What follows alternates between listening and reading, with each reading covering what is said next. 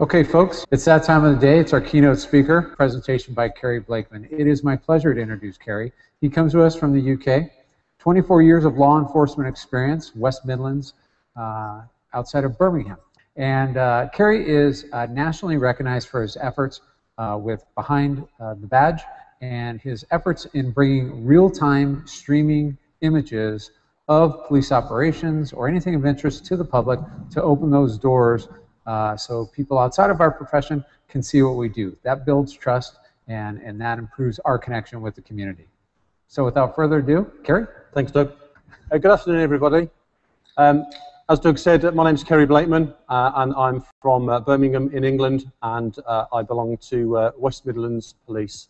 I've brought some police badges with me, and I've also brought some Olympic badges. England and the United Kingdom played host to the 2012 Olympics.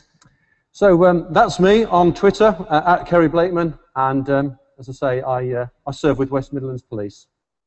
I've been a police officer for 24 years. Most recently, I've been a neighbourhood chief inspector in Coventry, where I served for 2.5 years. I now work as the traffic chief inspector, I think what you would refer to as like highway patrol, and I have responsibility for policing at Birmingham Airport and also the safer travel team. Some facts and figures about the West Midlands: second largest police force in the country after the Metropolitan Police.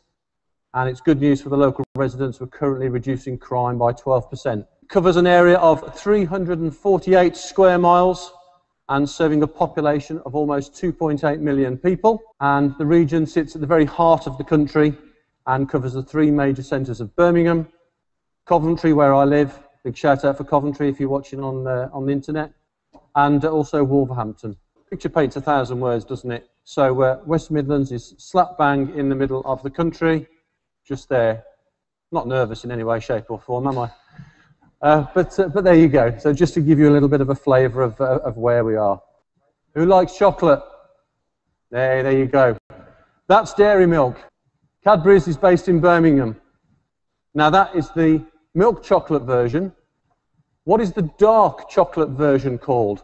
And it's also the name of a suburb in Birmingham. That is a motorway network that sits at the heart of the country. It's called Something Junction. What is that something? That might look like a curry, but it's not a curry. If you come to Birmingham, you must have one of those. But what is it known as? Testing your knowledge here, aren't I? And last but not least, that is a statue in Coventry. Lady Blank rode through the streets of Coventry protesting about the taxes. What is her name? You're all with me so far? We're all interacting. Bit of history of British policing, and I was fortunate enough to go out on patrol with San Francisco Police Department at the weekend, and we actually share a lot of common, philosophies around policing. That's Sir Robert Peel. He was the Home Secretary back in 1829, and he introduced the Metropolitan Police, the modern-day bobbies. He introduced a number of what's called Peelian principles, and above all, officers need to be an effective authority figure who knows trust and accountability are paramount. One of Peel's most quoted principles: the police are the public and the public are the police. Has anyone heard that before at all? Yeah, somebody there? Great. I should have actually said that before this presentation started, there was a little bit of banter going on Twitter about how some of my colleagues back in England were actually going to bed because it is late there. And somebody that will be joining me shortly said it doesn't need to be late for Kerry to send people to sleep. Great. And Laurie was just giving me a little bit as well, so I hope you're still with me, but there you go. A little bit about neighbourhood policing, probably not dissimilar to what you have over here. Introduced dedicated neighbourhood policing teams back in 2005. Teams are known locally, meet with residents to identify local issues and set priorities. Such things as foot patrol, community engagement and problem solving have all been found to be critical in improving the public's confidence in the police. Let's have a look at our key areas. No surprises here. Social media on Twitter, currently 69,200 followers. Flickr, we've had over 1 million views on our Flickr site. Good old Facebook, YouTube, and as will be demonstrated a little bit later on in my presentation, a bit of a Hangout, and obviously the links between Google Plus and the live streaming at YouTube.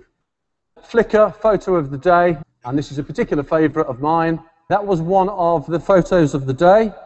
Oh, I expect you to know who the group are. Just for your information, I'm particularly proud of this photograph because that gentleman there was my late father. If only he'd have moved to the right a bit. Come on, Dad. What are you like? That picture sits on my desk. Rather proud of that, as you might imagine. Who is the beetle that is in front of my father there? Who is that beetle? And tweet that one in with the hashtag of SmileCon. Get a chance, have a look under the West Midlands Police Flickr website. We've got over 100 individual accounts, officers, police community support officers, neighbourhood teams, the helicopter tweets. Instead of people ringing in and saying, why is the helicopter over my house? Why is it keeping me awake? Just follow the helicopter and we'll let you know what's going on. The football unit, soccer unit for you guys, and the dog unit also tweet as well. Okay, so there's the helicopter. Rich Stanley, Rich has just gone to bed. He's been on late. He's got some arrests planned. He's just tweeted. Rich is a response officer, so he's responding to the 911 calls. And Smithy, the CSI dog, he tweets as well. See, 16,000 followers for the helicopter, 4,500 for Rich, and the dog has 3,178 followers. The dog's got more followers than me. Just look at this tweet. This is a rising star. Anyone lost a huge amount of cannabis in the Chelmsford Wood area? Don't panic. We found it. Please come to the police station to collect it. It is great. And just look at how many retweets that received. Now, this really does make me smile, because when you think of our journey in social media and worrying about the impact and what the officers might tweet and the impact, just look at this. And I think you can see the comments there. It's a bit difficult. The eyesight's not particularly brilliant. Ha ha, I love you, Solihull Police. Sounds like possession with intent to supply to me. Okay, Solihull is a rising star. You'll like this one as well. 48 cans of Red Bull stolen from the BP garage, Chester Road. How do these people sleep at night? Do you know what? That's a big shout out for Solihull Police. And you know, this need, you know, for Twitter, it needs leadership. And Sally's gone to bed. She did tweet me. She said she was rather tired, but she's the chief superintendent at Solihull Police, and she's got a team of officers that tweet. But the one officer that was responsible for those last two tweets is Sergeant Jerome Moran, and the Home Office like his style. They like what he does, and he's recently been down to the Home Office in London to explain what his thought process are when he's tweeting such things, and they're absolutely great tweets. They're really good. Pictures. You know what picture's coming up next, don't you? Look. Ah, puppies. 6,800 views. There's me. There's me. I went to the local mosque, the masjid. It was opening. Really informative day. Had a picture taken with the local congregation. And you're thinking, why has he put a picture of a car being towed away? We have a 3-day festival in Coventry, and one of the biggest concerns of the residents is illegally parked vehicles. We warn people not to park illegally. Guess what they do? They park illegally, and then the tow truck comes along, and then I take a picture of it, and then it gets retweeted. So you said, we listened, we acted. So in terms of building that trust and confidence. We have our own YouTube channel with 3 million views. Just want to say there, we've established a presence on Twitter. So people follow me, great. People think they know me, great. I don't know half of them, but they feel that they know me. And I'm cool with that, because they actually feel that they can access a senior police officer, ask me questions, criticize me. It goes with the territory, but it comes with a responsibility. But that responsibility is worth it, as you will see. Now, as a neighbourhood inspector, I attended a number of community meetings, and I'm sure as law enforcement, you go to those law enforcement meetings, with local residents. But it's the usual suspects, isn't it, guys?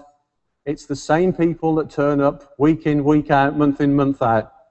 Those people, God bless them, but they're not representative of the communities that we serve.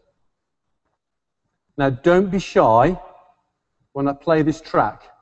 I want you to shout out the name of the group, and I'll explain why. 3, 2, 1.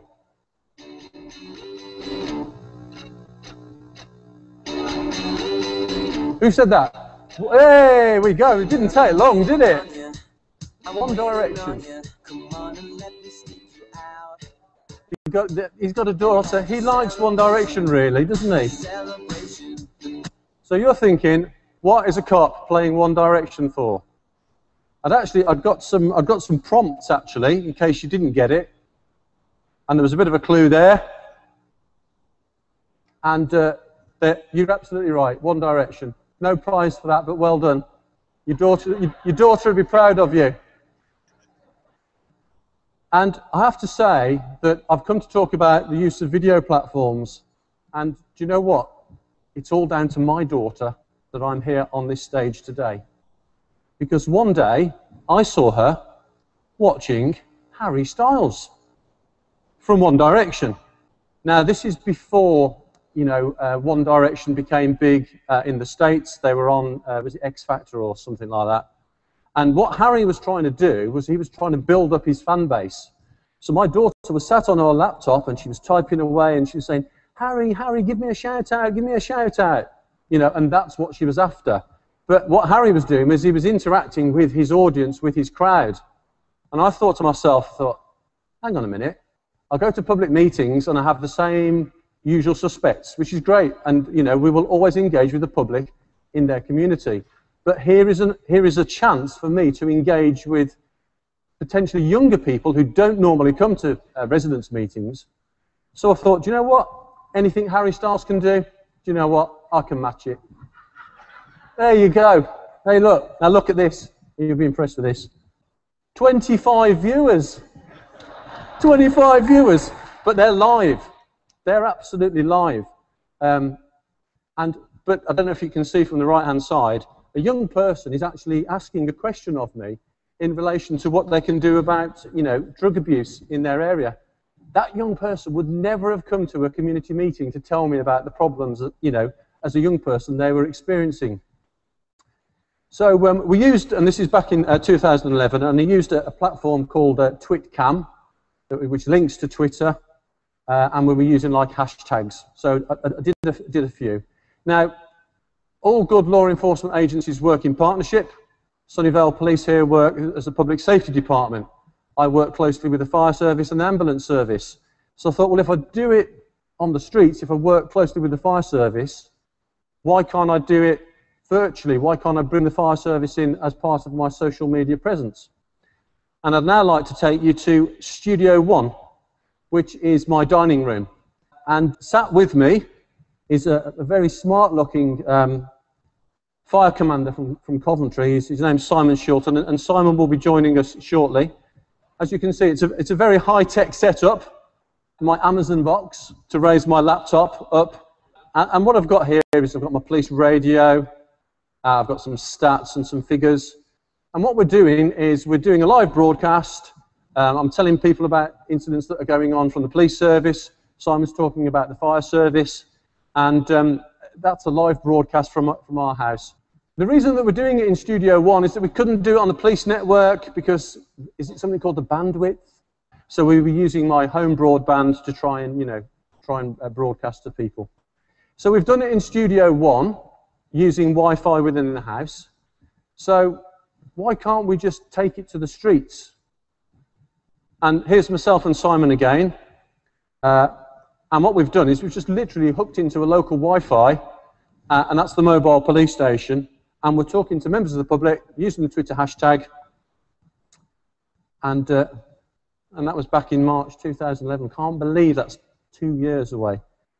And then in May 2011, we go to a place called Cheylsmore in Coventry. Just remember that, Cheylsmore. It's a particular suburb. And we record a bit of a video.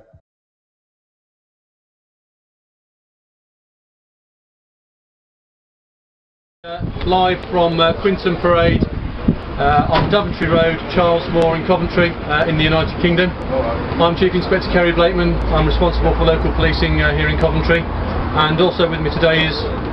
Yes, good evening, Simon Shilton. I'm responsible for the fire services in Coventry, so all of the operational response and community fire safety here within the city. At a moment's notice, if they do so, then obviously we'll have a look what they go to and I'll keep you informed of what the evidence is pending. I have a dedicated neighbourhood team that's led by Sergeant John Hannon. Sergeant Hannon has a number of constables and police community support officers that police the area. We have a laptop set up to our left and we'll be monitoring the screen for any questions that may come in. We believe we're broadcasting. It certainly says that we are to our left, and also the audio seems to be working. So if anybody could tweet. So a little bit later on, what we'll do is I'll ask a member of the crew to put on one of our breathing apparatus sets, and another member of the crew can just talk you through that, about the basic components, and really that is a major piece of protection equipment that we have to wear when we're dealing with fires. Danny's just seen what's been happening in the local area, the fact that we've been setting up the actual internet broadcast. I'd like to be a police officer. Hiya Danny. So you want to know what it's like to be a police officer? Just want to pause it there. What we've actually got is that these kind of broadcasts developed a bit. That lady there is the local councillor responsible for the Cheylsmore area. So she came along and spoke to camera. And then I've got some police officers, some police community support officers, and there's also some fire officers that are there as well, that are part of the broadcast. You kind of get the idea about what we're doing, talking to camera. We've kind of pioneered, mastered the on-street thing in terms of the broadcasts. Then came along something called TwitVid, which is what we were doing is we were recording videos onto our iPhones, onto our smartphones, and then uploading them when we got to either Wi-Fi. And I'll just have a quick look at the one here. I think Simon's appearing yet again. Simon's there. We had quite a severe fire at a big clothing warehouse, and Simon broadcast live from the fire there. I thought the public would like to see their city from the sky. So, you know, it's only incumbent upon me to have a flight in the helicopter, isn't it? So, a bit of a flight in the helicopter, a bit of a recording, and just show the public what it looks like from the sky.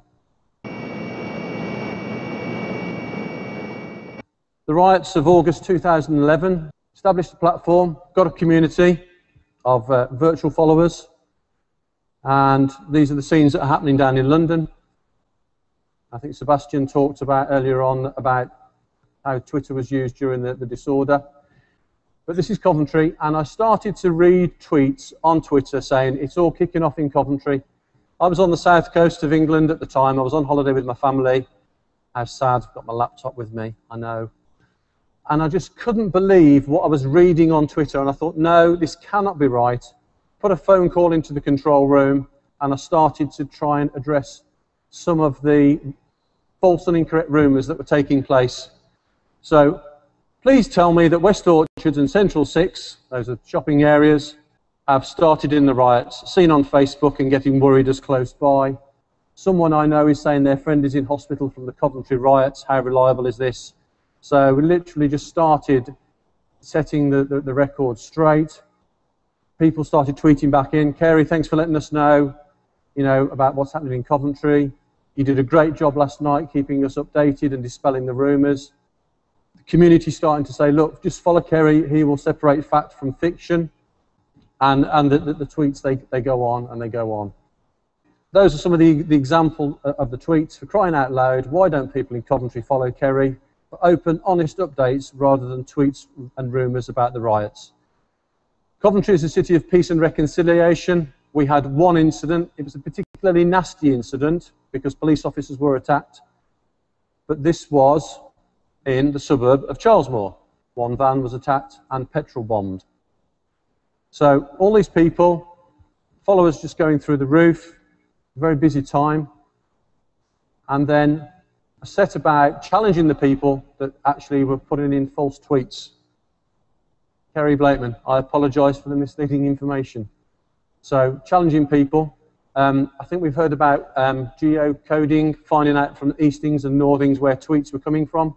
One tweet I looked at with the help of Mike Downs, Mike will join us later on, was actually from the middle of the Irish Sea, between Ireland and Great Britain. So how would they know what was going on in Coventry?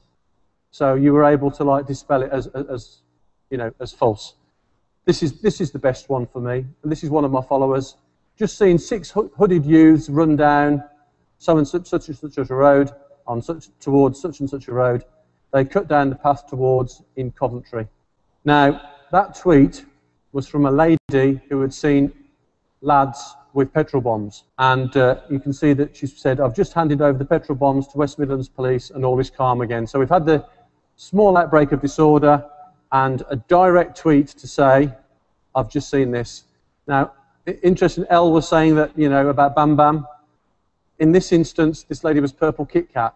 I'm glad she wasn't her real name, because eventually that matter went to court. And I'm pleased to say that as a result of that, those 4 men were jailed for rioting in Cheylsmore. Established a presence, reacted to false tweets, confidence of the community to let us know what's going on, and they were sent to prison for their part in it. Has anybody heard of Bambuser? No. Okay, it's demonstration time. I told you it would be interactive, didn't I? On my smartphone, I have an app called Bambuser. What I've done is I've put the title in of my film presentation, which says SmileCon demonstration, and I'm about to press record. And that is going to stream live onto Twitter or Facebook, whatever I decide. It's up to you. We will be live on the internet. So if you go to my tweets, you should actually see that that has been broadcast live. So if you go to my tweets, you should actually see that that has been broadcast live. I'll just stop that. Thank you. That's brilliant. I've literally streamed that live onto the internet.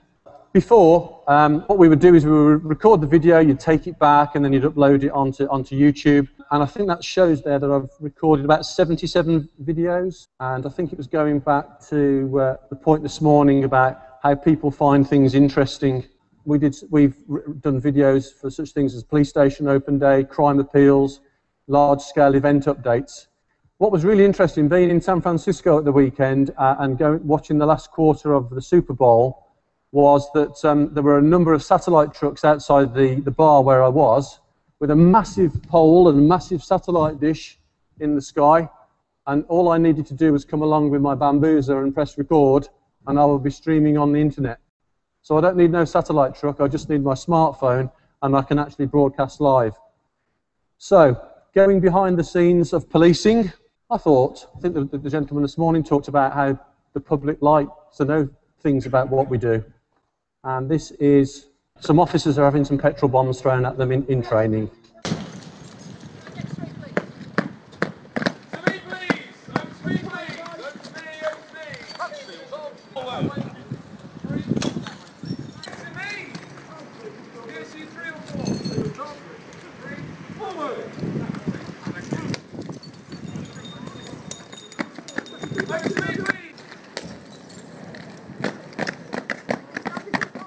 There's Simon, and what we've, Bonfire night. Guy Fawkes tried to set fire to the Houses of Parliament. 5th of November every night we have fireworks. Great time for most of the people, but a lot of kids cause problems, antisocial behaviour. So myself and Simon, 5th of November, joint police fire patrol, and we're actually responding to incidents together.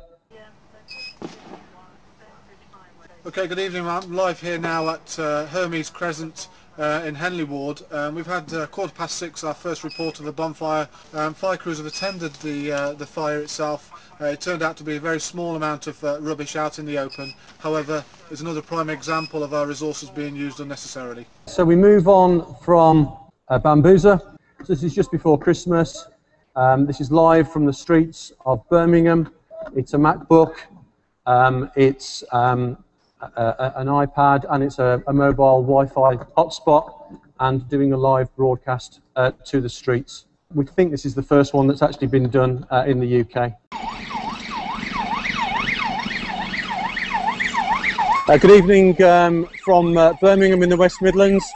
I've just got an emergency service vehicle just going past us, so if you bear with us.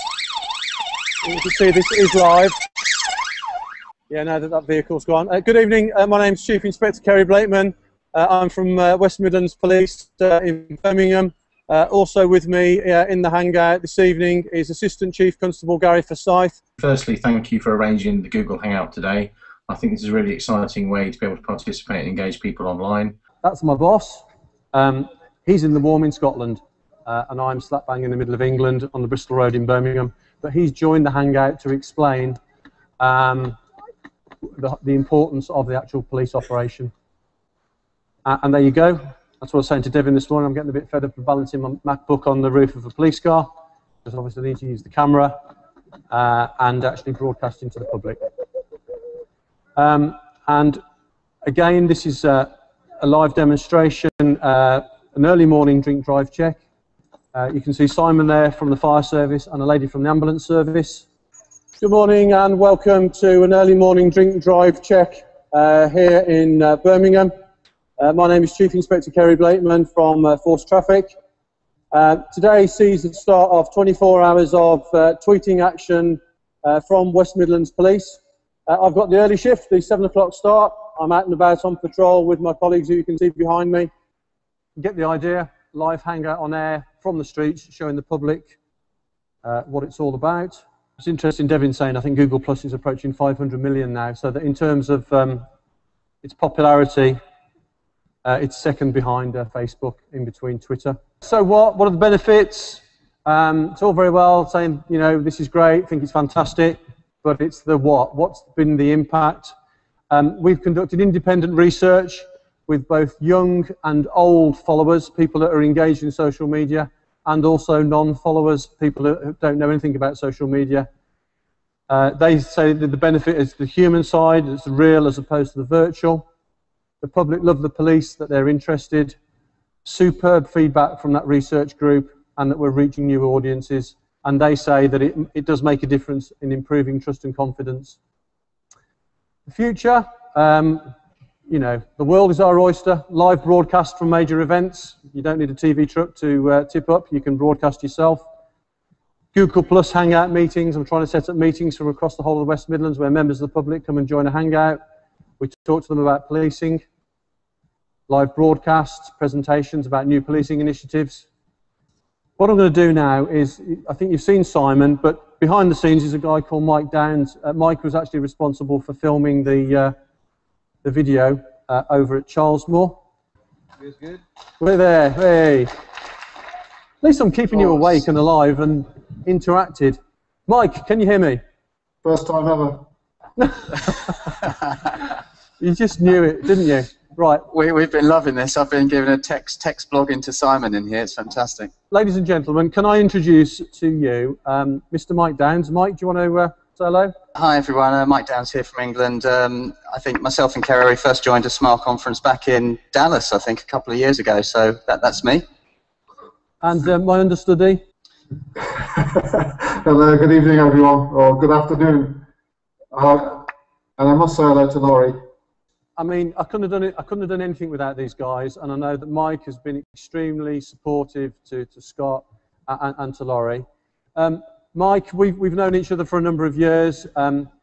You are no ordinary member of the public, but you are a lay person.